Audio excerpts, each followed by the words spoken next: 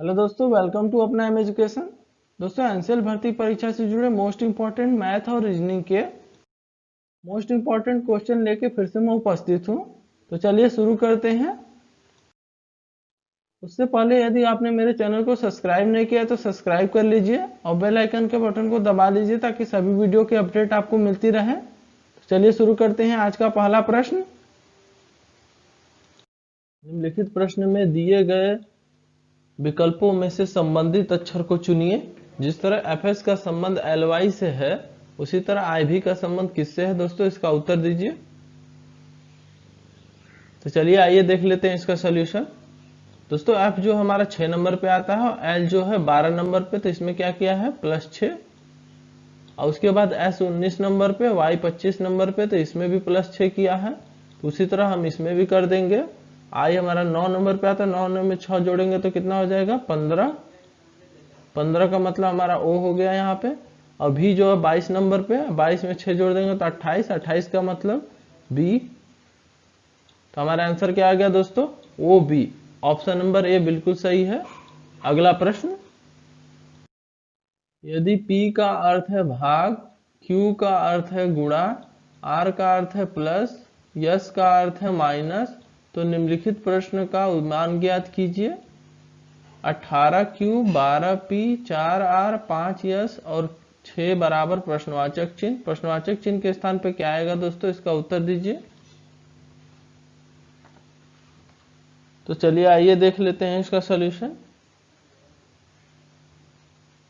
ये 18 और क्यू का हमारा मान क्या दिया है गुणा, तो यहाँ गुणा का चिन्ह लगा लीजिए। फिर उसके बाद पी का मान हमारा दिया है भाग, तो यहाँ भाग का चिन्ह लगा लीजिए। और उसके बाद हमारा दिया है आर का मान प्लस, तो यहाँ प्लस का चिन्ह लगा लीजिए।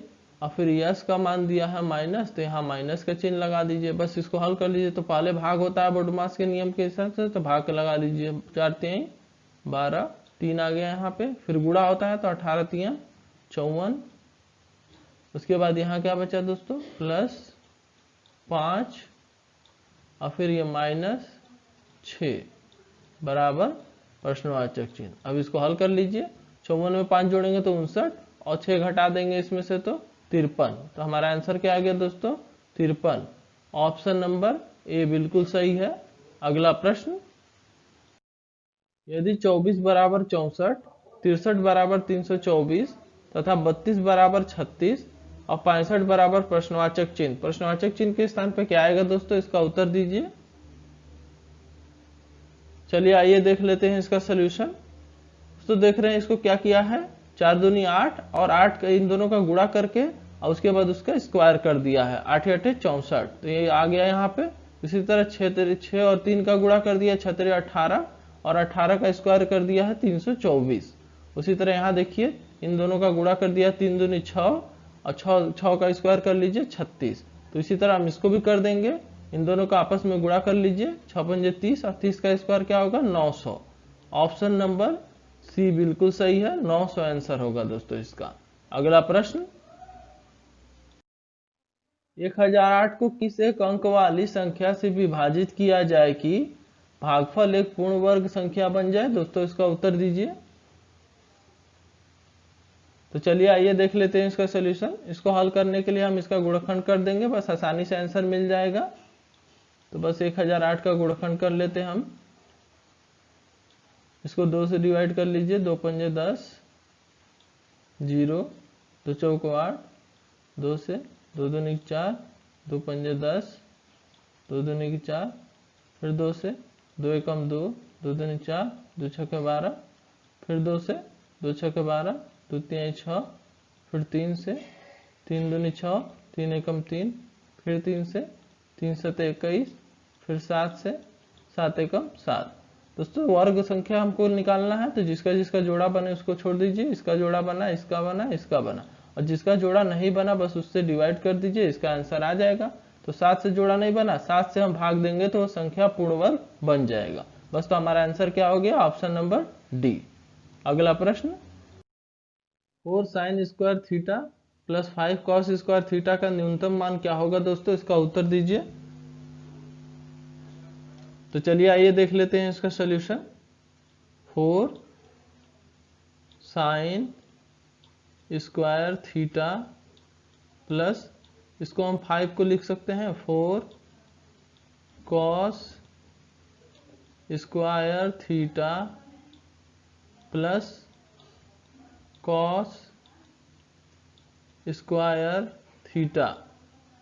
अब इसमें से हम 4 कॉमन ले सकते हैं, इन दोनों में से 4 को कॉमन ले लीजिए, तो बचेगा यहाँ sine square theta plus cos square theta और plus cos square theta.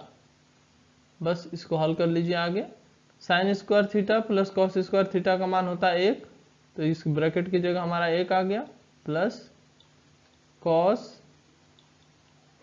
Square theta.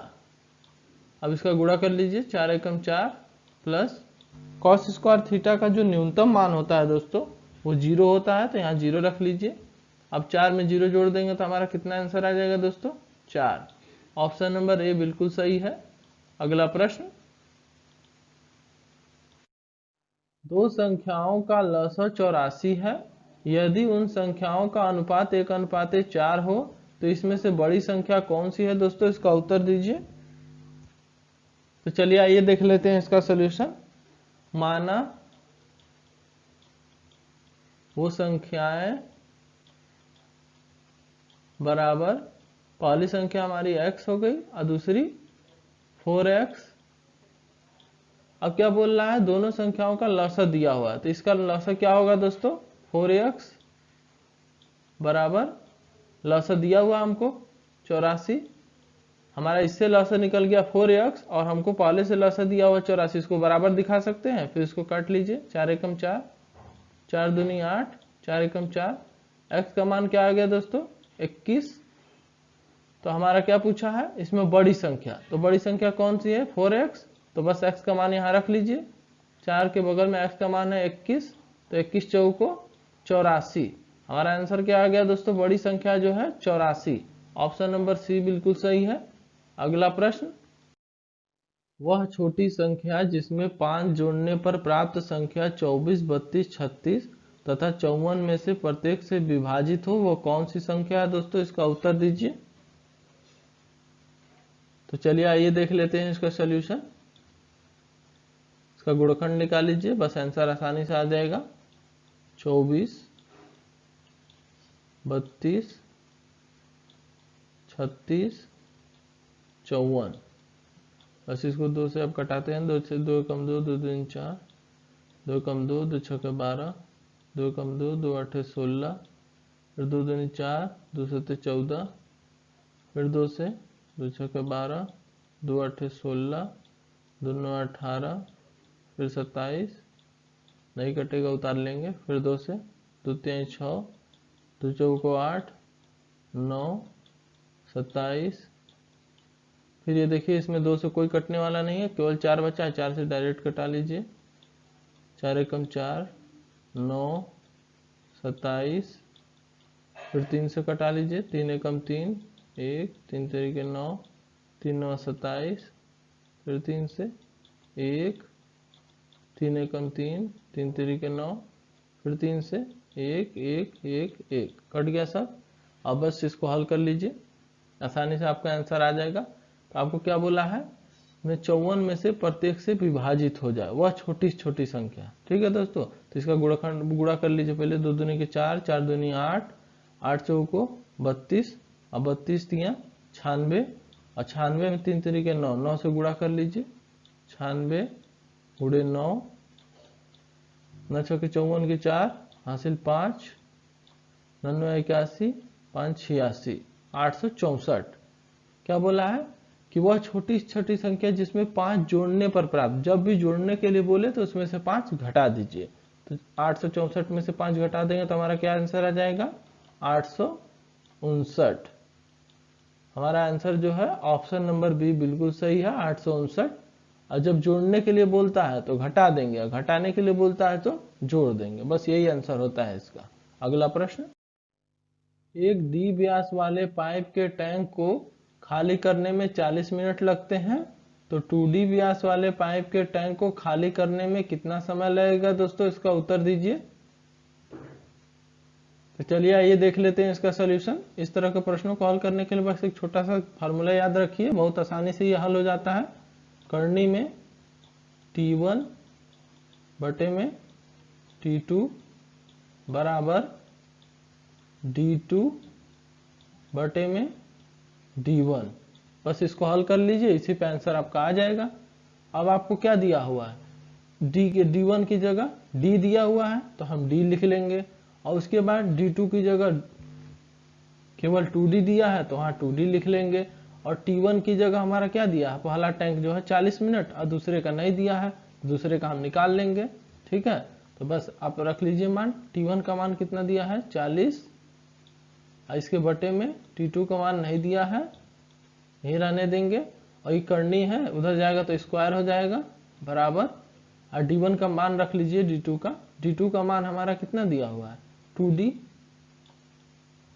और उसके बाद D1 का मान दिया है D। अब इसका करनी इधर हटा था तो इधर स्क्वायर हो गया, बस इसको हल कर लीजिए। अब इसके बाद देखिए आगे 40 के बटे में T2 बराबर, अब 2D का स्क्वायर, D से D पहले काट लीजिए, कट गया। अब 2 का स्क्वायर करेंगे तो दोस्तों क्या हो जाए 4, और यहाँ पे बचा 1 तो 1 का 1 ही रहने दीजिए, और फिर 1 से गुणा कर लीजिए, यहाँ 40 हो जाएगा बराबर, इधर गुणा कर लीजिए 4T2, अब 4 से कटा दीजिए, 4 एकम 4, 4 दाम 40, तो T2 का मान आ गया क्या दोस्तों हमारा 10। तो हमारा आंसर क्या हो गया 10। ऑप्शन नंबर बी बिल्कुल सही है, 10 मिनट में जो है 2D व्यास वाला पाइप जो है टैंक को खाली कर देगा। अगला प्रश्न, चंपा उत्तर दिशा की ओर 10 किलोमीटर चलता है, फिर बाएं मुड़ जाता है, फिर वह 6 किलोमीटर चलता है तथा दाएं मुड़ जाता है और 7 किलोमीटर चलता है, अंततः वह दाएं मुड़ता है और 6 किलोमीटर चलता है। वह अपनी यात्रा के आरंभिक स्थान से कितनी दूरी पर है दोस्तों, इसका उत्तर दीजिए। तो चलिए आइए देख लेते हैं इसका सॉल्यूशन। पहले क्या कर रहा है चंपा, उत्तर दिशा की ओर, तो उत्तर दिशा की ओर चलिए, फिर कितना कर रहा है उत्तर दिशा की ओर 10 किलोमीटर, फिर उसके बाद फिर बाएं मुड़ता है, फिर बाएं मुड़ जाते हैं, बाएं मुड़ता है और 6 किलोमीटर चलता है, 6 किलोमीटर चल गया, फिर उसके बाद दाएं मुड़ता है, दाएं की ओर ऊपर की तरफ चलिए और 7 किलोमीटर, उसके बाद फिर अंततः वो दाएं मुड़ता है, फिर से दाएं मुड़ जाएंगे तो 6 किलोमीटर, फिर उसके बाद क्या बोल रहा है, वो अपनी यात्रा के आरंभिक स्थान से कितनी दूरी पे है, यहाँ से यात्रा शुरू किया था, अब वो यहाँ पहुंच चुका है, तो टोटल यहाँ 10 है यहाँ से यहाँ तक, और फिर इन दोनों के बीच का है 7, तो 10 7 17 किलोमीटर, तो वो आरंभिक स्थान से कितनी दूरी पे है 17 किलोमीटर। ऑप्शन नंबर डी बिल्कुल सही है। अगला प्रश्न, निम्नलिखित में से उसे चुनिए जो अन्य सभी विकल्पों से भिन्न है दोस्तों, इसका उत्तर दीजिए। तो चलिए आइए देख लेते हैं इसका सॉल्यूशन। तो आप देख रहे हैं 37 जो किसी से नहीं कटेगा, 64 8 8 64, 5 संख्याओं में प्रथम 4 का औसत 26 है तथा अंतिम 4 का औसत 25 है, तो अंतिम संख्या और प्रथम संख्या का अंतर क्या होगा दोस्तों, इसका उत्तर दीजिए। तो चलिए आइए देख लेते हैं इसका सॉल्यूशन। दोस्तों इसका उत्तर आप बहुत आसानी से दे सकते हैं, पहले इसका योग निकाल दीजिए और उसका अंतर कर दीजिए, आंसर आ जाएगा आपका। तो देखिए प्रथम 4 संख्याओं का योग बराबर 4 गुणे औसत दिया 26, गुणा कर लीजिए, 4 6 24 की 4 हासिल 2, 4 दूनी 8 2 10 104, और अंतिम 4 संख्याओं का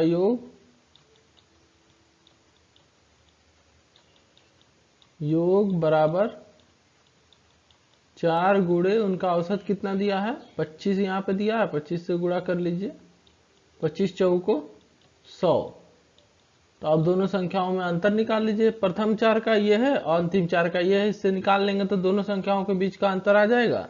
बस इसको घटा लीजिए। तो अंतर कितना आया 4 का। तो उन दोनों संख्याओं में पहली और पांचवी संख्या में अंतर कितने का है 4 का। ऑप्शन नंबर ए बिल्कुल सही है। अगला प्रश्न, 29 विद्यार्थियों की एक कक्षा का औसत भार 40 किलोग्राम है। यदि अध्यापक का भार भी मिला लिया जाए तो औसत भार 500 ग्राम से बढ़ जाता है।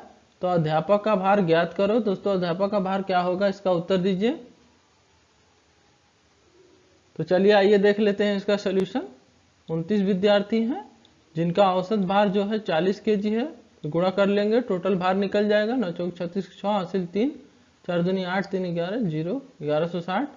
अब उसके बाद एक अध्यापक बढ़ गए तो टोटल होगी संख्या 30 और औसत भार जो है 0.5 केजी बढ़ जाता है। तो 0.5 केजी बढ़ा देंगे। अब इसका गुणा कर लेते हैं, टोटल भार निकल जाएगा। 15, 1, 3 चौक 12, 0, एक स्थान पे दशमलव, दशमलव का हटा देंगे।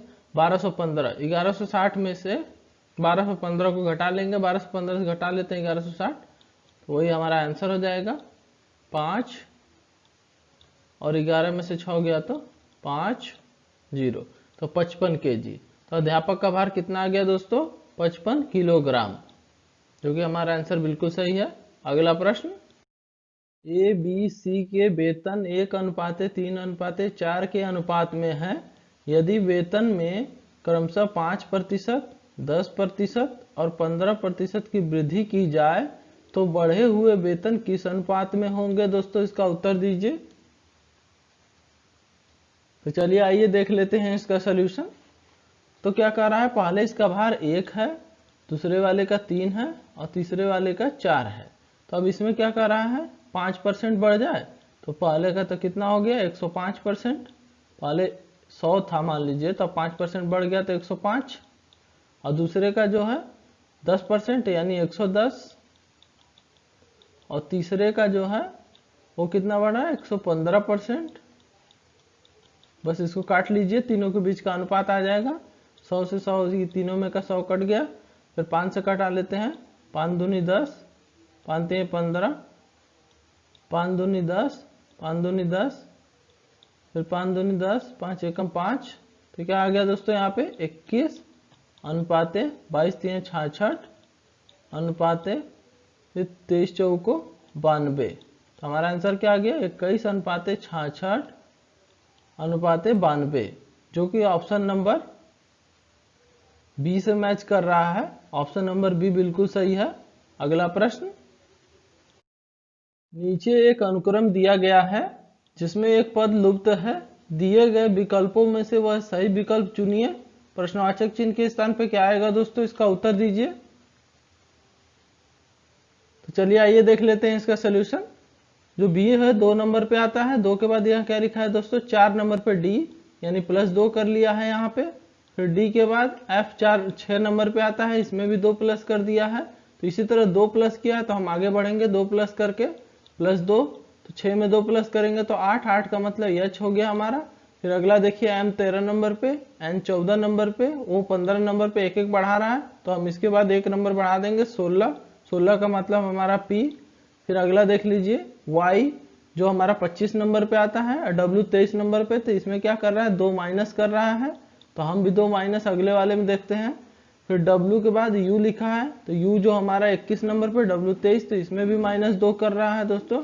तो इसी तरह आगे हम -2 कर देंगे तो U कितने नंबर पर है 21, 21 में 2 माइनस करेंगे 19, 19 का मतलब हमारा आंसर आ गया HPS, जो कि ऑप्शन नंबर सी से मैच कर रहा है। तो ऑप्शन नंबर सी बिल्कुल सही है।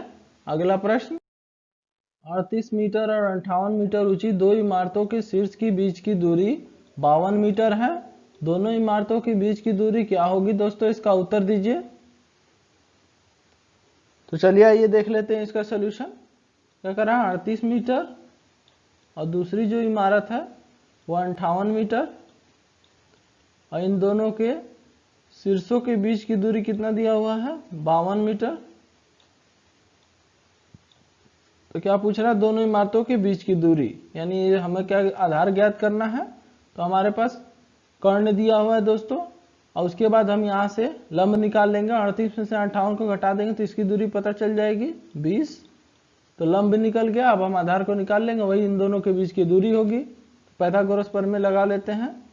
कर्ण का स्क्वायर बराबर लंब का स्क्वायर प्लस आधार का स्क्वायर। तो कर्ण हमारा कितना दिया हुआ है 52, तो 52 का स्क्वायर बराबर लंब जो हमारा 20 दिया है 20 का स्क्वायर प्लस आधार का स्क्वायर। तो 52 का स्क्वायर करेंगे दोस्तों हमारा क्या हो जाएगा 2704। इसके बाद बराबर 20 का स्क्वायर 400 प्लस a का स्क्वायर। अब इसको इधर ले आकर घटा देंगे तो क्या बचेगा दोस्तों 2304 बराबर a का स्क्वायर। अब स्क्वायर है इधर आएगा तो रूट हो जाएगा, तो a बराबर रूट के अंदर 2304। अब 2304 को रूट के अंदर से निकाल लेंगे, किसका वर्ग है दोस्तों ये जो है हमारा 48 का वर्ग है। तो हमारा a का मान क्या आ गया आधार का 48, तो हमारा इन दोनों के बीच की दूरी जो है 48 आ गया जो आधार है। तो दोनों इमारतों के बीच की दूरी कितना हो जाएगा दोस्तों 48 मीटर। अगला प्रश्न, निम्नलिखित प्रत्येक प्रश्न में दिए गए विकल्पों में से संबंधित शब्द अक्षर संख्या चुनिए। जिस तरह गॉड का संबंध एफएमए से है उसी तरह बैड का संबंध किससे बनेगा दोस्तों। प्रश्नवाचक चिन्ह के स्थान पर क्या आएगा इसका उत्तर दीजिए। चलिए आइए देख लेते हैं इसका सोल्यूशन। जी जो है 7 नंबर पे आता है, एफ 6 नंबर पे, तो क्या किया -1, ओ 15 नंबर पे, एम 13 नंबर पे, यहाँ -2, डी 4 नंबर पे, ए 1 नंबर पे, तो यहाँ -3। तो इसी तरह इसमें कर लेंगे हम, बी 2 नंबर, ए घटा देंगे तो ए, और दूसरे ए 1 नंबर पे इसमें से 2 घटा देंगे तो कितना बचेगा वाई। फिर टी 20 नंबर पे 20 में से 3 घटा देंगे 17 का मतलब क्यू। तो हमारा आंसर क्या आ गया A Y Q. Option number B बिल्कुल सही है। अगला प्रश्न, 5 भुजाओं वाले एक समबाहुभुज के बाह्य कोण का मान क्या होगा दोस्तों, इसका उत्तर दीजिए। तो चलिए आइए देख लेते हैं इसका सोल्यूशन। दोस्तों समबाहुभुज के बाह्य कोण का मान निकालना हो तो उसके लिए एक फार्मूला है, बस उसको याद रखिए। बाह्य कोण की माप जब भी निकालना हो समबाहुभुज का तो बस फार्मूले को लगाइए और आंसर आसानी से आ जाएगा। 360 बटे में n, 360 डिग्री बटे में n, बस इसमें मान रख दीजिए आंसर आ जाएगा 360। n का मान कितना दिया है 5, 5 से भाग लगा दीजिए, 5 एकम 5, 5 सते 35, 5 दूनी 10, 72 डिग्री। ऑप्शन नंबर बी बिल्कुल सही है 72 डिग्री। अगला प्रश्न,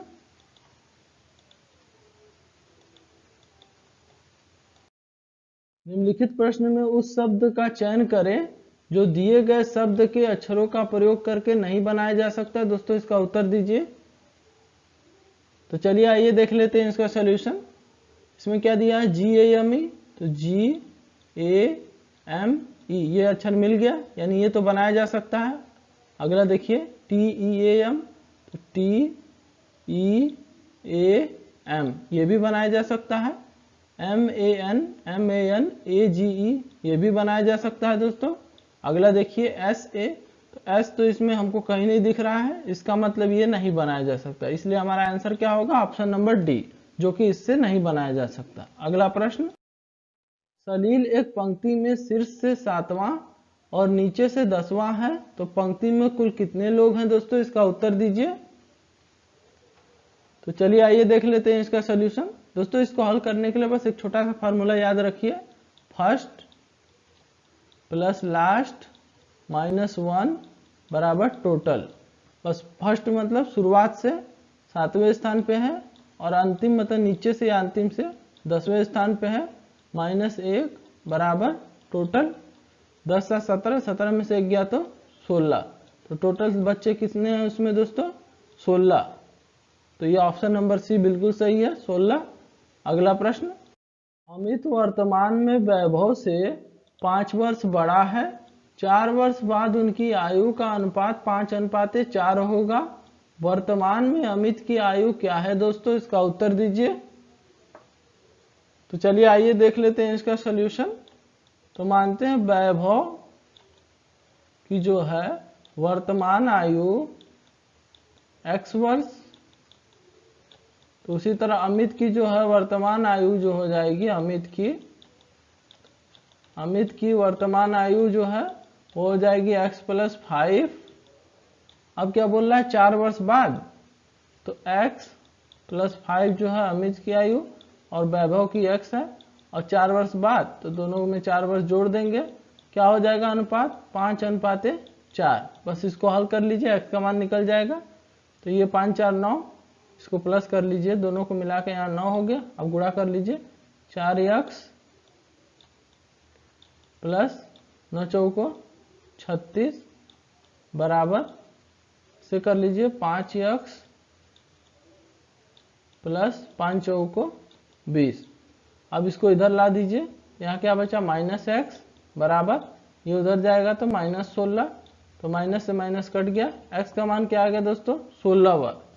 तो x का मान हमें 16 आ गया। पूछा अमित की आयु, तो अमित की आयु कितना है वर्तमान में x + 5, तो x का मान 16 आ गया है। 16 में 5 जोड़ देंगे, 16 में 5 जोड़ देंगे तो कितना हो जाएगा 21। तो अमित की कितनी वर्तमान आयु 21 वर्ष। ऑप्शन नंबर डी बिल्कुल सही है।